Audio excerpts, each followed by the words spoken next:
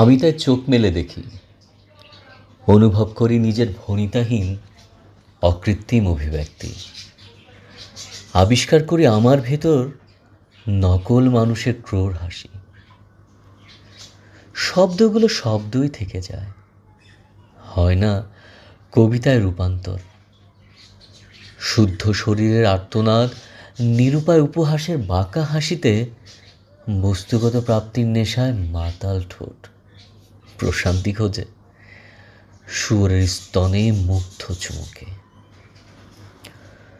তবু আমি চোখ মেলি, প্রতিটা পাতায় লেখি না বলা কথার গীতি। অসংলগ্ন কল্পনাগুলো নতুন করে মাত্রা পেলে সব সংলগ্নতা আমার কাছে মাথা নত করে। চিন্তার পূর্ণতা শৃঙ্খল হারালে আরও একবার খুলি সেই অসমাপ্ত চিঠি। ভাষাহীন পৃথিবীতে তখন আমার অনুভূতিরা ভাবনার পালকি।